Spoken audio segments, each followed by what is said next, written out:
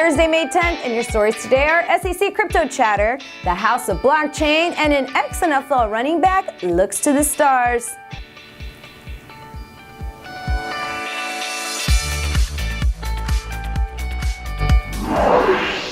Hello world, you're watching The Comment on ETHNews. For your first story today, the discussion continues within the SEC over how to define, regulate, and treat cryptocurrencies. So it is fitting that SEC Commissioner Hester Peirce gave a speech on her opinions on the matter last week. She opened her speech with a disclaimer that these comments reflect her opinion and not necessarily those of the commission or her fellow commissioners. Her speech, titled Beaches and Bitcoin, used incredible metaphors to basically suggest a sort of regulate, but sort of let the space continue to innovate approach. Peirce focused on the idea of regulatory sandboxes, which allows businesses to test, innovate products, services, business models, and delivery mechanisms in real-world markets with real consumers. With a regulatory sandbox, the regulator, in a sense, sits in the sandbox with the innovator. The regulator is there to make sure nobody gets hurt, but also has a front row seat on the innovation process. Peirce suggested this method has the regulator sitting on the entrepreneur's shoulders as he thinks through how to address structural and aesthetic weaknesses of his sandcastle. See, I told you really cool metaphors. Peirce suggested that we move out of the sandbox and take it to the beach. Peirce explained, quote, "On a beach, the lifeguard watches over what's happening, but she is not sitting with the sandcastle builders monitoring their every design decision.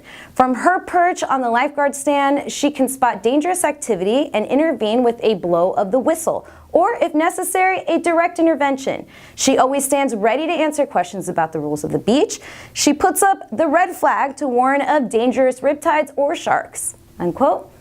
So basically the coolest metaphor for let the space breathe and develop, and let's try not to dictate what we can and can't build on it. In other news, at an opening ceremony in Vaduz, Liechtenstein on Monday, the blockchain 3.0 platform Eternity and legal firm Nagel launched the House of Blockchain. Founder of Eternity could hardly contain his excitement by saying, quote, "I speak on behalf of myself and the team when I say we truly look forward to seeing the groundbreaking projects that will come to life from within the space," unquote. The House of Blockchain aims to foster a collaborative environment worldwide and to bring the benefits of blockchain technology to the masses. The House of Blockchain aims to host projects that share a vision for a future built on user-friendly, decentralized applications. Currently, 10 projects have joined the House of Blockchains. And finally, former NFL running back Ricky Williams recently sat down with CNBC and discussed where he gets his financial advice, the stars. And I'm not talking about other celebrities that call themselves stars, I mean the literal stars. Williams spent years studying everything from holistic medicine to astrology, and he told CNBC, quote, "When I look at things, I tend to look at astrology to get insight.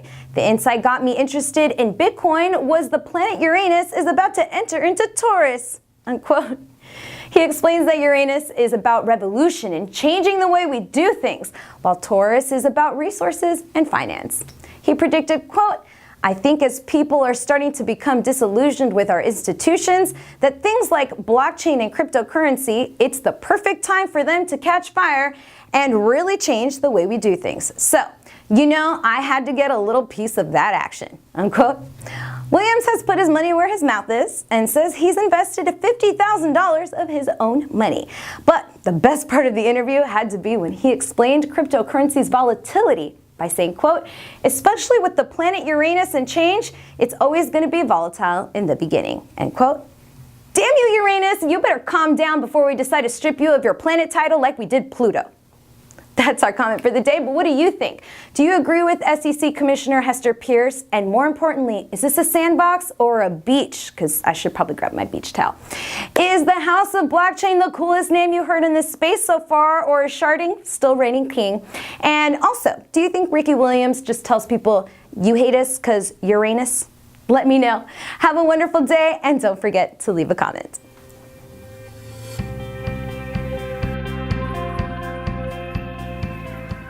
Join me back here on The Comment as I catch you up on the latest in Ethereum and blockchain. If you like this episode, let me know by clicking the thumbs up. If you didn't like this episode, let me know by clicking the thumbs up. Don't forget to subscribe to our YouTube channel. Make sure you get all the newest episodes of The Comment as they air by clicking that alert button. That's that bell-looking thing next to the word subscribe. If you missed our latest episodes, you can catch up on ETHNews.com or on YouTube, or just subscribe so you don't miss them anymore, silly. Follow me on Twitter and Instagram at ETHNewsy. That's at ETHNewsSy. And we'll see you next time.